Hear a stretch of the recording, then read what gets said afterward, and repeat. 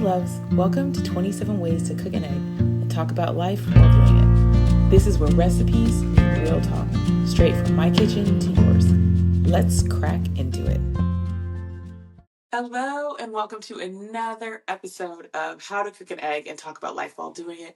Today I have my beautiful friend Megumi here to share in this delightful episode of the art of reinvention, which is kind of perfect because we are making egg salad. I'm actually going to use I'm going to put mine on this bread today, but we'll get into that as we go into the details. But you are the master, I would say, of feminine energy spaces, embodiment.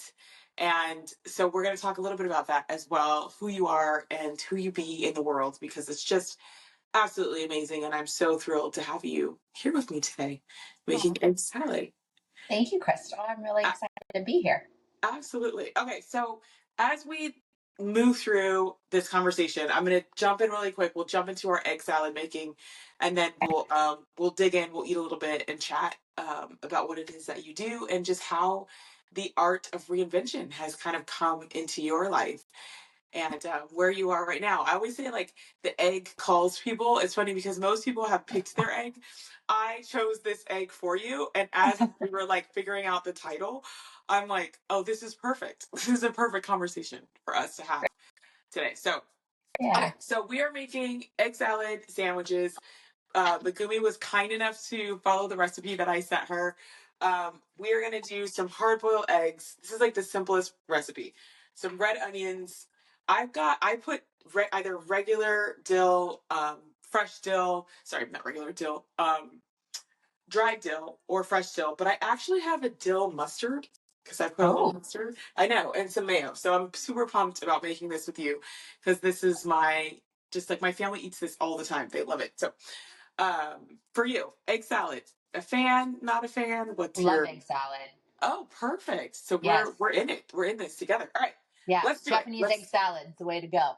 Oh, so what is that? Okay, we're gonna talk and move and all the things at the same time. So tell me about what is a Japanese egg salad? What is that? Japanese egg salad is where it's like made with like the Kewpie mayo, so like that more eggy mayo. Ooh, and I love it's that. also like done on like the really nice fluffy white bread.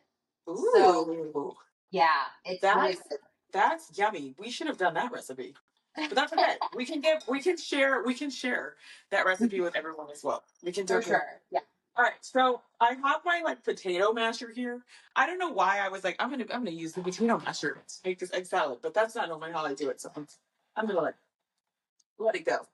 So again, we have the simplest recipe. So with the simplest recipe, we get to jump in and go ahead and start our conversation. What would you say for you as we're stepping into the new year is coming up, end of the year is coming up, and the art of kind of reinvention for yourself? What is that looking like for you? Well, I will say that my favorite holiday is New Year's because of the whole, concept of starting fresh in a new year. It's a very big holiday in Japan, and so I've always kind of taken after it. Okay. And I know that it's just like the clicking over of a talk, of the clock, etc. And yet it is symbolic. If you think about the energetic frequency that we're all carrying, getting excited for a new year and amping up into it, it's more of like a cosmic thing that we all experience. So it's not just a personal one. It's like everybody gets excited about making New Year's resolutions and, setting new goals.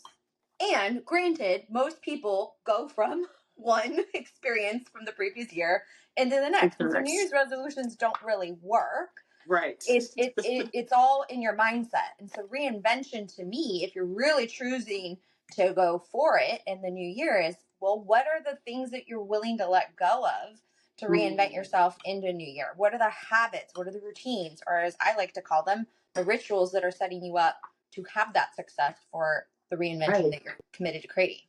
Right. Oh, I love that so much. And so for you, would you say that you have already got your like new year, let it go? Do you start in December? Do you start like now? Like when would you say that you kind of start prepping yourself for whatever's going to come for the new Yeah, year. I tend to do that a little bit more into December. And I really feel that you cannot start something new without really being in full completion of it. And so taking the time to review your entire year of like, what did you create? What are you most proud of in creating in your life? Because I think we tend to like bypass all the good stuff that really exists in our lives, and our nervous system's so primed to feel like, oh, this is the bad thing in the field of beautiful poppies, so to speak. And to just take the opportunity to go back through. And so I look through my calendar, I look through my camera roll as a way to inspire me and remind me, oh yeah, I traveled this much this year, right? Or I got to experience this opportunity and that opportunity, right? And then it's much easier, I think, for my brain to recall all the things that maybe didn't work so well. But that's why I use my calendar and my camera roll to, again, get me back into a place of like, no, look at all this amazing stuff that you created. I know one year I used this app called 1 Second Every Day. And that was really fun to like literally put in a particular image from that day. And then it compiled an entire like video montage that was about, 4 minutes long. Oh my gosh. I love that. I love that. That's great. So what would you say, like, as you even stepping into the new year, but really like for you, what would you say the art of reinvention has been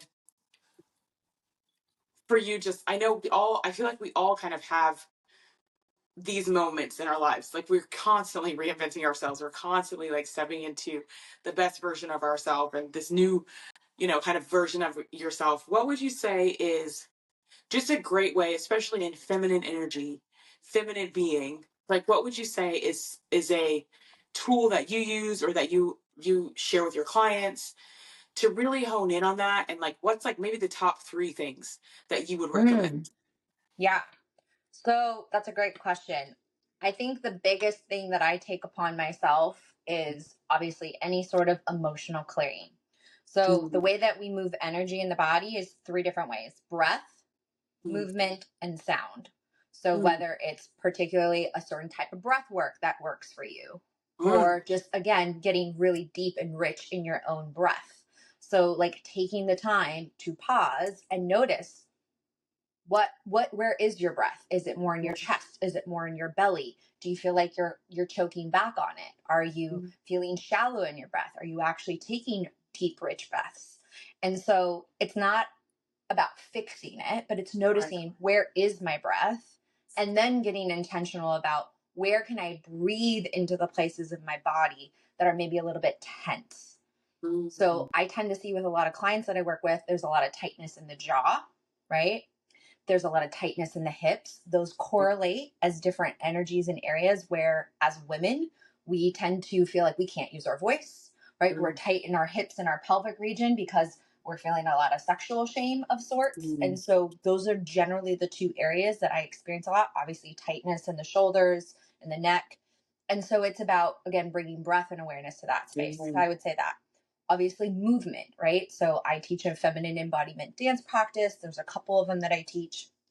And again, it's about slowing down enough to cultivate your sensuality, to really push into your curves, to really feel what are the different emotions that are underneath the surface that really want to fully be expressed, right? Where can you step into a deeper connection with your body that also allows you to be attuned to the connection externally? And ultimately, all of those different energies help you cultivate a deeper intuition with yourself. And so that is through movement. And then sound is like, again, allowing your body to make a deep sigh, right? To allow maybe a weep to come out or a growl. Like, where can you get more into the primal sounds that your body wants to make as a way to release energy? Sometimes I think we tend to just like use language and our words, right, as a way to use sound.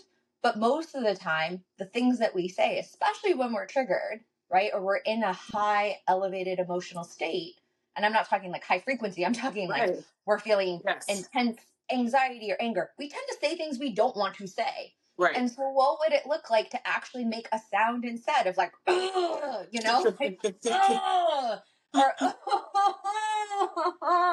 instead of like having to say something that you know you're going to regret. Right. And so those are the three different ways that I like to utilize with my Oh, clients. And then again, I just love creating that. that reinvention because it shifts the moment. Like it is a little like primal when someone makes a sound versus like you're expecting a response that is more intellectual Right. and like Right. words. Absolutely. But it does give a moment to like break up the energy, Yeah. I mean, you what know? I hear you saying, especially because that's, I never thought about sound like that. So thank you for that invitation, because Yeah. I know for me, like, Chris is always like, he often says to me, oh my gosh, you're sighing again. And it's like, Yeah. and and really like what it would mean for me to just actually like say, or not say, but to express the sound that I'm feeling, which is not necessarily a sigh. It could be Yeah. some sort of frustration or whatever primal kind of Primal space sound. I'm in at Yeah. that time. I've been Absolutely. practicing a lot more of that, honestly, because of Luna. I Like love it. she'll get like we'll be playing and she'll get like really Oh yeah. excited to go, oh, and I'm like, oh, okay, thank you for telling me how you feel, I love and that. then I do it back. But then I realize like there's so many opportunities that I can do that every other day in my life. Like last night she was Yes. sleeping on the couch and I'm like, this is my opportunity to clip her nails. And like, she growled at me and I'm like, okay, I get it. Thank you. Like we're Right. back, Like, I don't love this. like, no, I don't like, thank you for telling me. I'll stop Yes, bothering you. And we're going to exactly. get this done at some point. Yeah, it's gonna happen. It's still gonna Going happen. to happen. But Yeah, like, I she's think really that's taught me beautiful. more how to use sound. It's not like I don't do it, but I've really come to appreciate how much more sound I'm making because of her. So she's been Yes. a great mirror that way.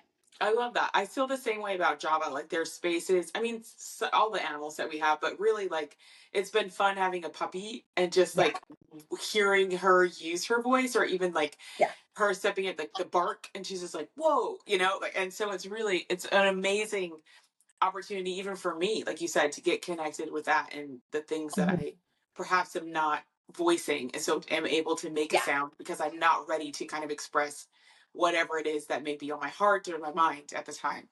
Oh, I love Yeah, that. I mean, and if you think about it, right, with Chris or with even with Benjamin, right, like Yeah, making that sound is this moment of pause and break that is just needed for absolutely. everybody. It takes Exactly. the tension away. It Yes. resets your nervous system because you're honoring and a feeling and experience in your body without again taking it out on Yeah, somebody. And you're absolutely. actually Oh, giving this that's so break of good. like, whoa, mom just made a sound, or Right. my wife just made a sound, and it does give like sort of a shaking up that we need. Like our nervous Right. systems sometimes just need to again shake it out. Dogs do it when they're like, Oh, okay, I absolutely. just came out from outside, right? Like I'm Yeah. resettling the nervous system. And so doing things like that where it feels unpredicted, it feels Right. random, it's enough of a surprise to another person to actually reset them. Yeah. And it I resets love it. you the more that you Absolutely. honor it. Yeah. Oh, thank you for that. Thank you for sharing that. And Yeah. I'm going to invite my family all to make noises. Like, it's Yes. so good. Okay, Yes. jumping into, have you finished your egg salad? Where are you on your egg Yeah. salad? I realized I Okay, had my onions in the fridge. So one that's okay. moment. Like I'm I got toasting, I'm, I'm toasting my bread. So while you're getting yeah, your, okay, so I did. I don't know if you've heard of this, but I just bought this, like, it's this keto bread, which Oh, normally I'm not like a big fan of just any sort of keto-y type. Like, I like to do whole foods. I like to do things that are that I know, or I make myself, or natural. But every once in a while, I come and find this amazing brand. So this is called Inked Keto, and it's oh, like this crazy, delicious. This whole company is awesome, but they make the best breads. And so I'm oh. sharing it with everybody. It's called, yeah, Inked Keto. We'll have to Fabia will have to tag them Yeah, I because would they love do to know like, more about that. yeah, I they have do. some What do you gluten-free have? bread Zero from gluten free. France. Exactly. They do a gluten free bread. They Yeah, do a gluten free sourdough. That's like delicious. They have raisin nice. bread, all kinds of breads. It's really fantastic. Okay. Yeah. So yeah, this one I'm excited. It's a keto bread, like I said, but it's got like seeds in it, Mm-hmm. which is great because most breads I find have nuts, which is awesome. But Mm-hmm. I prefer seeds over nuts. So in my bread. Yeah, it's just a Um, little bit more digestible, yeah, I guess, in the exactly. body too. Yeah, the Yeah. body, exactly. I'm very pumped about this. Okay. So as we kind of wrap up and going into this new season of life, this art of just reinventing ourselves. But what I also hear you talking about is what I love about the 1 second, a day is that, and what going back to your camera reel, is that we also like honor what we've created, and the focus going into the new year is all about intention. We know that, but really going into the new year and honoring what you've created. Yeah. And it doesn't have to be like this, like not everything is this dramatic or needs to be forgotten, or just like we get to just honor every moment and everything that happens throughout the year. Yeah. Is what I hear you saying. Yeah. And, I think something else to that effect is everybody goes through their different seasons of life. Our lives may not mirror the actual seasons in our environment. And so that can sometimes be confusing, I think, especially as women too, like depending on if you're going through perimenopause or if you're going through a life stage, like you're about to get pregnant or have birth. Like we all go through different seasons of our life. And so sometimes it can feel a little disorienting where, we're in winter and like there is a bit like for me, I'm living up in Washington State. Like it's dark, it gets dark really early. It's gloomy. There is this sense of like wanting to curl in and like take care of myself. And I'm also in like such a life transition where I feel like there's a bit of winter I get to honor, but I know that there's a spring coming soon versus here in Washington, spring does not come until May, if that. And I don't think it's going to take me until May to blossom out what I'm experiencing. But I am taking the time to hibernate and to experience what's internal for me, especially because, yes, there is a new leaf turning in the new year, right? And it's not just the calendar year, it's the knowing what's on the horizon for me. But yes, to go back to your point of taking the time to celebrate and to honor what has been, I think is also, again, creating not only that completion energy, but it gives us enough motivation to get excited about what we're creating for the new year. Absolutely. Yeah. Oh, Megumi, I love it so much. I love you. I love this egg salad. I love that you came to do egg salad with me. And as we are wrapping up this year, I know that Fabi will jump in and share where people can find you, especially women right now, like going into the new year. I think that you generate something incredibly special with all of your friends, and I feel so honored for that, but also with your clients. And so for any woman out there that's looking to just ground yourself, get centered, be focused on being a woman, like really being a woman is incredible. And you are so great at that. So we'll make sure people know where to find you. But in the meantime, we love you and thank you for being a part of our show today. Thank you so much. I appreciate it. We'll see you next time. Bye. Love you. Thanks for hanging out with me in my kitchen today. Remember, food is love, and life's better when we share it together. If this spoke to you, send it to a friend, and I'll see you in next week's episode.